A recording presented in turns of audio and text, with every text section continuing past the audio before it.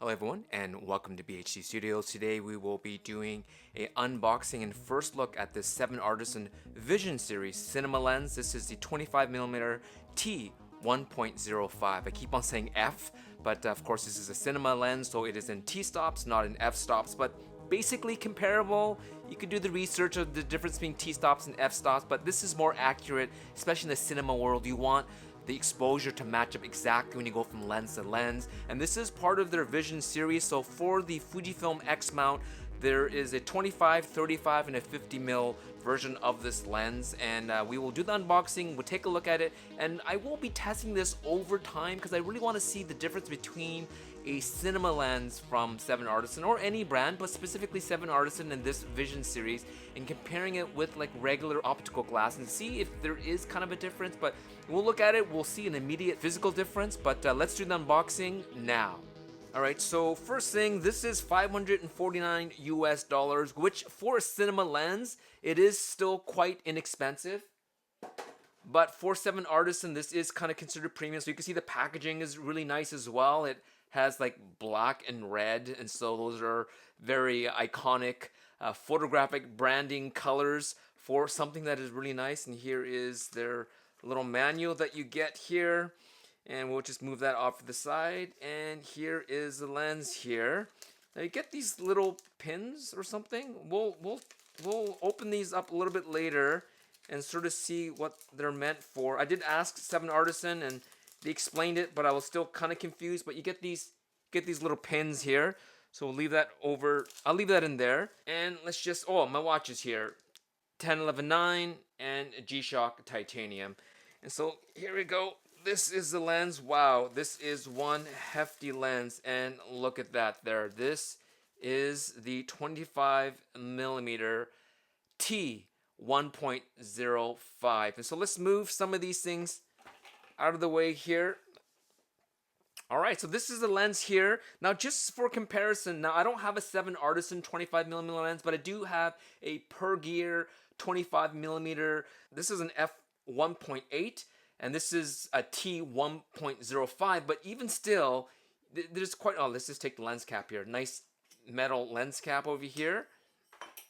And this is an all metal construction here, and so I mean, look, there's quite a bit of a size difference between these lenses here. And I have another cinema lens that I've been using for a while for stills, and this is the Sururi anamorphic lens. But you can see there is a difference. The Sururi does make anamorphic lenses and Cine lenses that have these large gears here. This one doesn't have it, so this isn't really a true sort of a cinema ready type lens, because you want these big gears here for cinema glass. This one doesn't have it, but this is cinema centric in that this is an anamorphic lens. So I had a lot of fun using this, so I thought, well, let's get an actual cinema lens that isn't anamorphic and try to shoot video, but as well as stills. And so let's go through some of the specs. As I mentioned, $549 US for this lens here. It comes in Fuji X mount. It comes in Micro Four Thirds L mount, EOS R mount, and Sony E mount with this specific lens series. And one of the things you'll notice here is, of course, as I mentioned, these gears here. Now, why do you need these gears? Well, in cinema, you'll have, so this is the focus right here. So a very long throw, 270 degrees, and so it's like, wow, that is, see that, it just keeps on spinning, and that's for really accurate and smooth focus pulls when you are doing video. And as well, you have a declicked T-stops here, so controlling the iris. So you can see in there the iris. I think it's supposed to be 13 blades, so very smooth, very round. Even as you open up, see that it's very, as you stop down, it's very, very round, and that's kind of what you want in a cinema lens right here. But everything's smooth, and these gears, so that there's mechanisms that you attach in here. So you can have a follow focus unit right here with either a knob, or it can be motorized, or you can have another unit here that's attached here, either motorized or manually, that also controls your aperture, the opening of your iris here.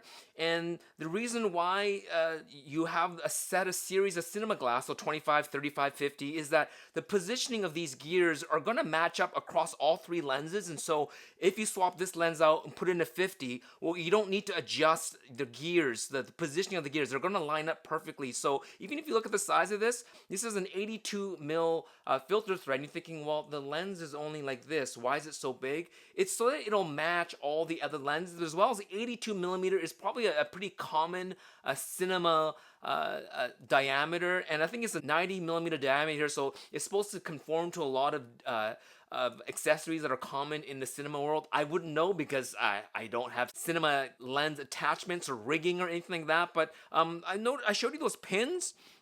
So according to 7Artisans, said these pins are for like stabilizers or something, to or attach this to stabilizers, and this doesn't move when you're focusing. So there's two on the top. There's well, look, there's another one over. There's another. I don't know what size this is. I don't think it's quarter 20. It's even smaller. But you put these all on, and I guess they attach to some kind of a rigging. Maybe in the comments down below, guys, if you know what these pins are for. So like I said, I reached out to 7Artists and they said it's for stabilizers. So I don't know what that means, but the positioning is kind of perfectly sort of I guess, is it centered here? I can't even tell. I'll find out when I put a body on here, but that's what these are meant for. But she said basically they're not used very often. So let's just attach this onto, I have an XH1 here, so Fujifilm, I'm still waiting for you to send me an XH2 for me to review. And we'll pop this lens on here. Here we go. There we go. So actually the 7Artisans, look at that. The 7Artisans on the side. I was trying to line this up to the top, but this is at the top here, and it doesn't look like it lines up where you kind of think. You think there'd be like a dot or something there, but no. But now that you look at where these pins are, they are kind of perfectly at the top there and at the bottom and the thing here. So it looks like it, I mean, I'm not sure if these are meant to be used or something goes into these, but it looks very symmetrical, like it's supposed to be where they're supposed to be. And here is, again, the focus here, long throw, and the minimum focus on here is actually 0.23 meters. So that's 23 centimeters. That's actually pretty close, you know, that's to the mount. It's not to the front of the lens. So we're going to check that. That's actually quite a close focus distance, and that's kind of why I wanted the 25. This is about a 37 millimeter equivalent in full frame, and so I thought this would be a nice kind of a talking head lens for doing video in my studio, and that's the test I'm going to do. But I will do other tests. I will test to see how this works for stills, and I already kind of have a feeling that wide open, so at T here, so you can read it on the side, and I guess that's common, guys. I'm not sure. You let me know for a video lens to have the reading not at the top, which maybe we're used to for stills, but all the reading is from the side. Maybe because on video stuff you have so much rigging up top here that you can't look down, so you always have to look sideways. So maybe that's why it's like this. And again, I thought maybe this would be actually like kind of focusing, but no. These pins stay in place while you are focusing. So here's T1.05, right? And so that's wide open, as you can see here. As I stop down, you can see how that stops down there, nice and smooth.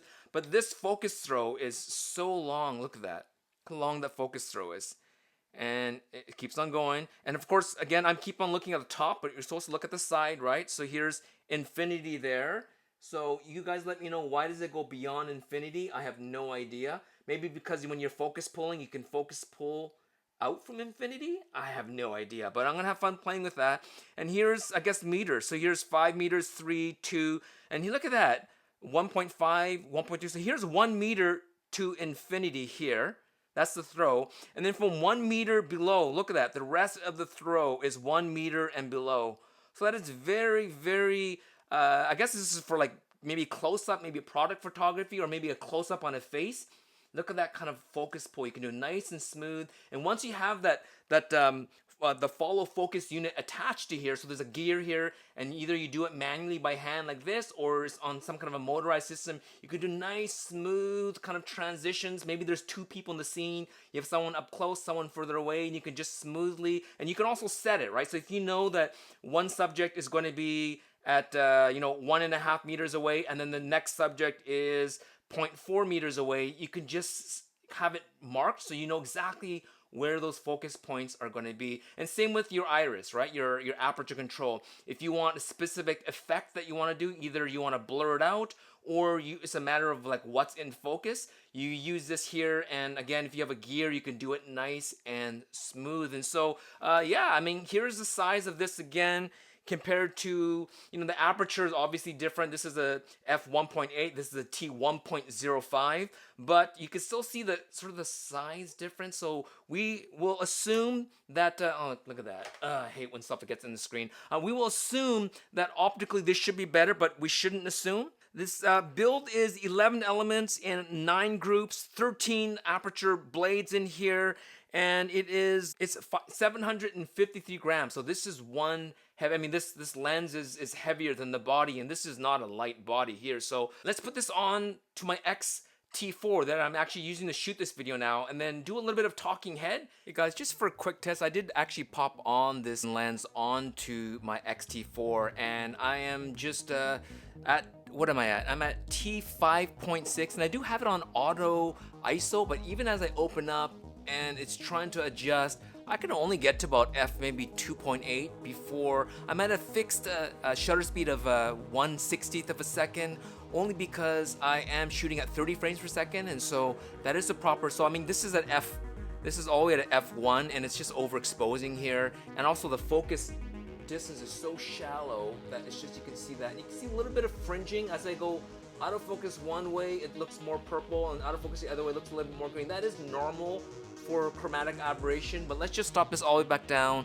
I think you notice the aberration will start disappearing, maybe around here or so. So by f2, and typically you don't want to shoot at f1 anyways, but here I'm at f5.6, so I think that looks pretty darn good here. And this is the focus distance is, it says it's it's about 0.7 to the camera here. So I'm gonna just show you how close you can focus at minimum focus. So I'm gonna put this all the way to 0.23, and I'm gonna show you how close I can get with 0.23. How close are we getting here? That's pretty darn. I mean, I apologize for my hairy arms. It's just the way. I mean, look at that. Look how close I'm getting here. So if you're doing kind of like watch photography or anything like that, you can get really. I was gonna do a close-up of my face, but now I don't want to, because you see how close that gets.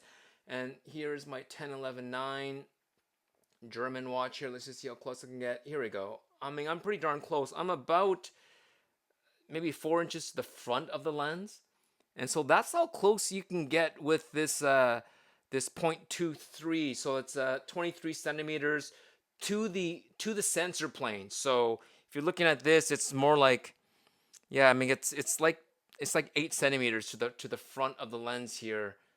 So that, I mean, that's pretty darn good. And then again, the focus throw is very far. I mean, it's just to get to here, I'm going maybe 180 degrees just to get to here. Look at that. So now let's, like I said, let's take this into the studio and then just do talking head, which is kind of probably how I'm gonna use this lens in general. Alright guys, I've just started the video here in my studio. I have my monitor right next to my camera here, so I can see kind of, at my f1, I have the shutter speed at wherever it needs to be. So it's at like 1/320th of a second, and oddly enough is the ISO 320. And I'm just looking at the focus peaking on my edges of my glasses, and I'm gonna put my lens here by my eye, and I can see the white lettering here is also peaking. So the front of my lens should be in focus, but as you can see, as I move stuff like this forward, obviously it's super blurry, but you get a chance to see kind of how shallow the depth of field of this is as it gets in focus. Here you go. Looks like in focus and then out of focus. In focus and then out of focus. Now this is at I keep on saying F. T1.05. And as I move backwards and forwards, that's the only way you can really tell if you're in focus. But I wouldn't recommend to be at T1.05. You could see probably a little bit of vignetting. You could see like light fall off here, which kind of looks cool for this type of stuff, but it's just the focus distance is too razor sharp. So what I'm gonna do is stop it down here. So let me just stop it down to, I can't really see, but, and then let me just see here. What is this? So I'm at T2. And let's just see again, use this as a marker here. Here we go, so about here. Here we go. So I'm at T2, still nice and blurry. If I move something like this forward, it's out of focus. It's starting to get into focus, and then it goes out of focus again. So this is kind of looking pretty good at T2 for talking head, as long as I don't move. And if I show you like a camera like this, I need to make sure it's sort of next to my eyes. That's where the focus is. Or I have an overhead camera or some other B cam that I can point to and keep this in focus, or just do B-roll and add it in a little bit later. Now let's stop it down a little bit more. Now I'm at T4. T4, let's see here, and a lot more is in focus. It looks like the brim of my hat is showing red, my watch is showing red, and then my glasses, everything is kind of bright now. And as you see, let's move this camera closer. Now it's showing it's out of focus, and it's showing that it's starting to get in focus, and this is probably the brightest here. So right here, there you go. So it should be all in focus, and then it starts going out of focus like that at at T4. So anywhere between T2 and T4, I think, for talking head, you could still see like my Adidas box there is a little bit out of focus. So maybe let's just move this back again. Maybe for talking head, something around maybe between T2 and 2.8. Maybe that's kind of like the right amount of bokeh that people want, the right amount of shallow depth of field. Let's use this camera again as a gauge here. So it shows around here, so I'm a little bit more forward like this. So here we go. So for talking head, it looks like I'm about, well, you know, it's just happen to have a tape measure here. So let's measure to the body, not to the lens. And sorry, most tape measures that I use are for trades, and so they're all in inches. So I'm about 41 inches. About 41 inches to the body with a 25 mil in APS-C. So in full frame, it's about a 37 millimeter full frame distance. And this is a decent distance between me and the camera. And as long as I said, as long as I don't move, this is fine. And of course I could sit closer, but and then I will be bigger. Maybe I don't want that. And so this is just the talking head test using the 7Artisan Vision Series lenses, the 25mm T1.05. I think for me a 35mm, which would be almost like a 53 mil equivalent, 52.5 mil equivalent, I'd be too far back. And for talking head video, as well as for some overhead stuff, it's just a little bit too far away. So for my use case, I think the 25mm is perfect. I will test this lens for stills. There is a lot of ED glass, and so technically, in terms of controlling chromatic aberration and things like that, it should be better, all things being equal, if this was a non-cinema version without using a lot of ED glass. And at $550 US for a cinema glass with all the gear, so if you are a cinematographer and wanted to use like a proper cinema lens instead of just using regular photo lenses, having those T-stops matching your other lenses that also use T-stops is great. Having all the gears, so if you have any focus pull units, and as well as iris control, you can have that all set up, and as you swap between lenses, all of it will also line up for you. And so thank you so much, 7Artisans, for sending this out to me. This will be kind of a long-term test for me because it's my first cinema glass, like a proper cinema glass with gears. And maybe I'll talk to some of my friends that have all the little units and rigs and stuff to set this up and see if they can pull something else off. But in general, this is probably the only cinema glass I'd be interested in other than anamorphic lenses. I think I'm having so much fun with anamorphics. And so thank you, 7Artisans, for sending this to me. And thanks for watching this video. We'll talk to you soon. Happy shooting. Click, click, click. All right, I'll just show minimum focus again. This is, I can see the focus peaking. There you go. That's how close I can get. And then out of focus. And I'm still at I keep on saying F, T2.5 maybe. That's the kind of shallow depth of field you get with a lens like this. And then back off. And then now I'm completely blurry. Well, you know what? Let's just see if I can pull off a nice little natural focus pull here. Let's just see here. It's getting better. It's getting better. It's getting better. And oh, still more. Wow, this is a lot of turning. And here we go. Look at that. Now I am in focus, but I feel like I'm way too close. Way too close. Thanks for watching.